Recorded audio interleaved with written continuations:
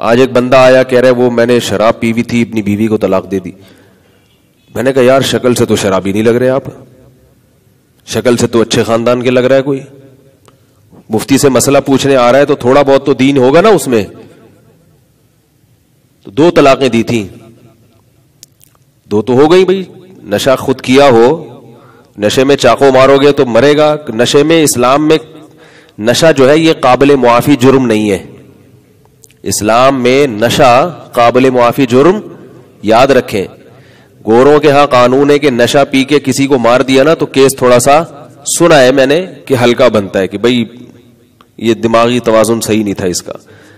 ہاں کہ بھئی یہ اپنے جان کر یہ کام نہیں کہ بیچارہ پی کے بیٹھ گیا تھا تو کیا ہوا. اسلام میں نشے کی حالت میں بندہ مار دو گے قصاصاً قتل کیے جاؤ گے. آپ یہ نہیں کہہ سکتے کہ میں نے پی ہوئی تھی. اسلام میں نشے کی حالت میں کوئی بھی کام کرو گے قابل معافی نہیں ہے. کیوں؟ اگر آپ یہ کہو گے کہ میرا دماغ کام نہیں کر رہا تھا تو شریعت کہے گی کہ جب آپ نے پی تھی اس سے پہلے تو کام کر رہا تھا نا دماغ. آپ کو پتا تھا نا کہ پینے کے بعد کچھ بھی ہو سکتا ہے, تو پی کیوں, ایسا کام کیا کیوں جس سے یہ جرم ہو سکتا ہے. تو یاد رکھو نشہ کرنے کے بعد طلاق بھی واقع ہو جاتی ہے. اب چونکہ یہ میرا مسئلہ جب یوٹیوب پہ جائے گا تو فوراً میرے خلاف کمنٹس آنا شروع ہو جائیں گے اور حدیثیں پیش کرنا لوگ شروع کر دیں گے, لا طلاق ولا عتاق فی اغلاق, اور کہیں گے یہ مفتی لوگ قرآن و حدیث کو نہیں مانتے, یہ اندھے مقلد ہیں. حدیث میں تو آتا ہے کہ جب انسان پر رائے اور فکر کے دروازے بند ہو جائیں تو طلاق واقع نہیں ہوتی, کیونکہ لا طلاق ولا عتاق فی اغلاق. اغلاق کہتے ہیں رائے فکر کے دروازے بند ہو جائیں. تو میں تھوڑی سی اس کی بھی ڈیٹیل بیان کر دوں. حدیث کا یہ مطلب نہیں ہے جو بیان کیا جا رہا ہے. اغلاق کہتے ہیں تالا پڑ جانا, غلق عربی میں کہتے ہیں تالے کو, مغلق بند شدہ چیز کو. تو اس حدیث کا صحیح مطلب یہ ہے کہ جب انسان میں سوچنے سمجھنے کی صلاحیت بالکل مفلوج ہو جائے, جیسے کہ پاگل, مجنون, دیوانہ یا سوتا ہوا آدمی, بعض دفعہ لوگ خواب میں سو رہے ہوتے ہیں اور منہ سے طلاق نکل رہی ہوتی ہے, اس وقت انسان کو الفاظ پہ ذرہ برابر بھی کنٹرول نہیں ہوتا, تو ایسے آدمی کی طلاق نہیں ہوتی. نشے میں انسان ایسا مفلوج نہیں ہو جاتا کہ اسے پتہ ہی نہ ہو کہ میں کیا کہہ رہا ہوں. اس کی 2 دلیلیں ہیں, سمجھ رہے ہو اس کی کتنی دلیلیں ہیں؟ کس بات کی 2 دلیلیں؟ کہ نشے میں انسان بالکل یعنی اس سینس لیس نہیں ہو جاتا, اس کے حواس کام کر رہے ہوتے ہیں. اس کی 2 دلیلیں, ایک قرآن سے ایک عقل سے. قرآن سے دلیل کیا ہے؟ قرآن مجید میں آتا ہے یا ایھا الذین آمنوا لا تقربوا الصلاۃ وانتم سکارا, اے ایمان والو جب نشے کی حالت میں ہو تو نماز کے قریب مت جاؤ. یہ اس وقت آیتیں نازل ہوئی تھی جب شراب مکمل حرام نہیں ہوئی تھی. آہستہ آہستہ پابندی لگی ہے نا شراب پر, شراب مکمل اس وقت حرام نہیں ہوئی تھی. تو اللہ نے کیا فرمایا کہ جب نشے کی حالت میں ہو تو نماز کے قریب مت جاؤ. یہاں خطاب کن لوگوں کو ہو رہا ہے؟ جو نشے کی حالت میں ہوں گے تو ان کی طرف قرآن کی آیت متوجہ ہو رہی ہے کہ تمہیں نماز پڑھنے کی اجازت نہیں ہے, جبکہ قرآن کسی ایسے کو خطاب کر ہی نہیں سکتا جو بالکل سینس لیس ہو. نہیں آ رہی بات سمجھ میں؟ بھائی آپ کہہ سکتے ہیں کہ یہ اس حالت میں ہے جب شراب نہ پی بھی ہو, اس وقت قرآن کا خطاب ہو رہا ہے کہ جب پیو تو پھر نہ جاؤ. بھائی قرآن کا خطاب اس وقت متوجہ نہیں ہوگا, حکم اس وقت متوجہ ہوگا جب آپ شراب پینے کے بعد نماز کا ارادہ کریں گے. ارادے کے وقت قرآن کا یہ حکم آپ کی طرف متوجہ ہوگا کہ نہیں کرو نہیں کرو. اس کا مطلب آپ میں سینس ہے, تبھی تو اللہ شراب والے کو حکم دے رہے کہ شراب پی کے یہ کام مت کرو. اس وقت شراب کی اجازت تھی نماز کے علاوہ میں, بعد میں اللہ نے پابندی لگا دی کہ نماز میں بھی, نماز سے پہلے بھی نہیں پی سکتے اور کسی بھی حالت میں نہیں پی سکتے. تو اس سے پتا چلتا ہے کہ انسان خطاب کا مکلف ہوتا ہے, مکلف شراب کی حالت میں بھی. اور قیاس کا بھی یہی تقاضا ہے. قیاس کسے کہتے ہیں؟ کہ شریعت میں ہمیں جو اس کی دوسری مثالیں ملتی ہیں ان پر اگر ہم قیاس کریں تو اس سے بھی پتا چلتا ہے کہ جو دوسری مثالوں کا حکم ہے وہی طلاق کا بھی حکم ہے.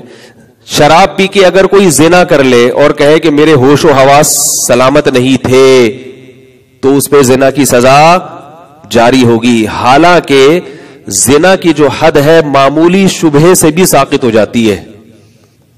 معمولی شبہے سے بھی زنا کی حد, یعنی اگر کوئی ذرا سا بھی جنایت میں کمی آ رہی ہو نا, جرم ہلکا ہو رہا ہو کسی بھی لحاظ سے, تو حد جاری نہیں ہوتی. جبکہ شراب پی کے زنا کرے گا تو حد جاری ہوتی ہے. شراب پی کے چوری کرے گا تو حد جاری ہوتی ہے, ہاتھ کٹے گا اس کا. حالانکہ اگر کوئی شخص چوری کرتا ہے اور اس میں ذرہ برابر بھی شبہ پیدا ہو جائے تو ہاتھ نہیں کٹتا اس کا. مثال کے طور پر فقہا بیان کرتے ہیں کہ شوہر اگر بیوی اگر شوہر کے مال میں سے چوری کر لے, شوہر کی پتلون سے پیسے نکال لیے اس نے, گناہ تو یہ بھی سخت ہے, مگر اس چوری پر بیوی کا ہاتھ نہیں کٹے گا. کیونکہ یہاں یہ شبہ پیدا ہو گیا ہے کہ بھائی ممکن ہے کہ شوہر اس کا ضروری خرچہ نہ دے رہا ہو اور اس نے اپنا جائز حق لیا ہو. امکان تو ہے نا کہ بھائی ضروری خرچہ نہ دے رہا ہو اور اس نے اپنا جائز حق لیا. اور بھی احتمالات ہیں, لیکن ایک احتمال یہ بھی ہے اگرچہ عورت اس کو دلائل سے ثابت نہیں کر سکی اور شوہر نے ثابت کر دیا کہ بھئی خرچہ میں دے رہا تھا, اس نے جان کر چوری کی ہے, پھر بھی اس شبہے کا فائدہ عورت کو ہوگا اور حد جاری نہیں ہوگی. ویسے سزا ملے گی اس کو, ہاں, کیونکہ ہاتھ کٹنے کا معاملہ بڑا ہے, سخت ہے, اس لیے اس میں معمولی بھی جنایت جرم میں ذرا سا بھی شبہ ہوگا تو حد جاری نہیں ہوگی. تو اس کے باوجود اگر کوئی شراب پی کے چوری کرے تو حد جاری ہوتی ہے, زنا کرے تو حد جاری ہوتی ہے. قصاص ذرا سے شبہے سے ساقط ہو جاتا ہے. اگر آپ نے اللہ نہ کرے کسی شخص نے کسی شخص کے سر پہ زور سے ڈنڈا مارا اور وہ مر گیا, تو امام ابو حنیفہ کے نزدیک قاتل کو قصاصاً لٹکایا نہیں جائے گا, دیت لی جائے گی. یہاں بھی بعض لوگ فقہ حنفی پہ بہت اعتراض کرتے ہیں کہ دیکھو قرآن نے تو کہا ہے قتل کی سزا کیا ہے, قتل, اور امام حنیفہ کہتے ہیں کہ نہیں, ڈنڈے سے مارا تو قتل لٹکایا نہیں جائے گا بلکہ دیت لی جائے گی. کیوں؟ اس لیے کہ ڈنڈے سے جب مارا ہے تو یقین نہیں ہے کہ اس کی نیت قتل کرنے کی تھی, کیونکہ ڈنڈا قتل کرنے کے لیے, او بھائی ہو سکتا ہے وہ ویسے ہی سر پہ ڈنڈا مار رہا ہو, جیسے موسیٰ علیہ السلام نے لگایا تھا نا مکہ. بے یار آپ لوگ کو یاد ہی نہیں ہے, بتایا تھا رمضان میں کتنی ڈیٹیل. حضرت موسیٰ علیہ السلام نے ایک تھپڑ لگایا تھا یا مکہ لگایا تھا, فوقذہ, وقذ کہتے ہیں مکے کو, ایک مکہ لگایا تھا لڑائی چھڑوانے کے لیے. کیا چھڑوانے کے لیے؟ لڑائی. فرعون کے آدمی کو, قوم کے آدمی کو ایک پنچ لگایا انہوں نے ایسے کر کے. حضرت موسیٰ کی نیت قطعاً قتل کی نہیں تھی, لیکن وہ جلالی مکہ تھا, وہ کلیم اللہ کا مکہ تھا, وہ ہمارا اور آپ کا مکہ نہیں تھا کہ لگے تو خارش ہو تھوڑی سی انسان کو. کیا خیال ہے؟ وہ نبی کا مکہ تھا, وہ جیسے ہی لگا وہ قبطی جو تھا وہ کلٹی, وہ مر گیا. تو اللہ نہ کرے اگر ایسا ہی کوئی طاقتور کسی کو مکہ لگا اور سامنے والا مر جائے تو یہ قتل عمد نہیں ہے, یہ جان کر قتل نہیں ہے. اس لیے فقہائے حنفیہ میں متاخرین نے فتویٰ دیا ہے کہ جس نے ڈنڈا مارا اگر یہ یقین ہو جائے کہ اس کی نیت قتل کرنے ہی کی تھی, 100% یہی ارادہ تھا, تو پھر فتویٰ اس پر ہے کہ اس کو قصاصاً قتل کیا جائے گا. لیکن اگر گولی مار دی یا تلوار مار دی, پھر اگر وہ یہ بھی کہتا ہے کہ میری نیت قتل کی نہیں تھی, تو بھی قصاصاً قتل کیا جائے گا. کیونکہ بھائی گولی تو بندہ مارنے کے لیے ہے, تم کہہ رہے ہو میں ویسے ہی ڈرانے کے لیے, ایسے پھر یہ مانا نہیں جائے گا. تو اس لیے یاد رکھو, جو لوگ بھی یوٹیوب پہ امام ابو حنیفہ کے خلاف اوٹ پٹانگ باتیں کرتے ہیں نا قرآن و حدیث کا نام لے کر, یہ بیچارے علم سے کورے ہیں, فارغ ہیں, یہ مجتہدین کی خاک کے برابر بھی نہیں ہے. بس ایک, اور پھر ہمیں لوگ تنگ کرتے ہیں حضرت اس کا جواب دے, حضرت کس کا بات کا جواب دے. کوئی بات بیان میں ضمن آ جاتی ہے تو میں کہہ دیتا ہوں, ورنہ ان کی طرح ہم فارغ نہیں ہے کہ بیٹھ کے بس اسی پہ کلپ تیار کرتے رہیں. ان کا تو کام ہی یہی ہے نا. ہمارے تو اور بھی غم زمانے میں محبت کے سوا بھائی. تو کیا بات کر رہا تھا میں بھائی, جو مسئلہ بیان کر رہا تھا, ہاں میں شراب کا مسئلہ بیان کر رہا تھا کہ معمولی شبہے سے بھی حد ساقط ہو جاتی ہے. تو اگر اس پر بھی, یعنی شریعت میں کسی اور مقام پر بھی شراب کی حالت میں جو نشے کی حالت میں جو آپ سے اعمال صادر ہوتے ہیں اس کو عذر نہیں سمجھا گیا، لہذا یہاں بھی عذر نہیں سمجھا جائے گا۔ البتہ بعض تابعین سے روایات ہیں، بعض اسلاف سے روایات ہیں کہ وہ نشے کی حالت میں طلاق کو طلاق نہیں مانتے، تو ممکن ہے اس کلپ میں اب لوگ حوالے پیش کریں فلاں تابعی کا فتویٰ، فلاں تابعی کا فتویٰ، تو اگر وہ میں ابھی دلیل دیتا ہوں، تو وہ فلاں فلاں تابعی کا جو فتویٰ دے گا تو اس سے کہو کہ پھر آپ اس تابعی کی تقلید کر رہے ہو۔ تو ہم اگر ایسے ایک امام کی تقلید کر لیں جو مجتہد تھے اور آدھی امت نے ان کی اتباع کی ہے، ان کی تقلید کی ہے، اتباع اور تقلید ایک ہی چیز کے دو نام ہیں، تو اگر ہم ان کی کر لیں تو پھر آپ اس میں کیا حرج ہے؟ اگر آپ فلاں کا حوالہ دے رہے ہو تو ہم کس کا حوالہ دے رہے ہیں؟ ان سے بڑے کا حوالہ دے رہے ہیں جو ان سے بھی زیادہ علم میں بڑے تھے، اور اس بڑے ہونے کی دلیل کیا؟ امت کی اکثریت نے ان کو فالو کیا ہے۔ تو یہ تو نقلی دلیل ہے، قرآن سے ثابت ہے کہ نشے کی حالت میں انسان، یعنی نقلی بھی دو ہو گئی، شرعی دلیل ہے، ایک قیاس ہو گئی اور ایک قرآن کی آیت ہو گئی۔ دوسری ایک اور دلیل کہ شراب پینے والا، یہ دلیل کہ وہ بالکل سینس لیس نہیں ہوتا، اس کی سب سے بڑی دلیل جو مشاہدے پر مبنی ہے وہ یہ ہے کہ کوئی بھی شرابی نشے کی حالت میں کبھی اپنی ماں کو یا بہن کو طلاق نہیں دیتا۔ طلاق کس کو دیتا ہے؟ وہ آج تک نہیں زندگی میں نے دیکھا۔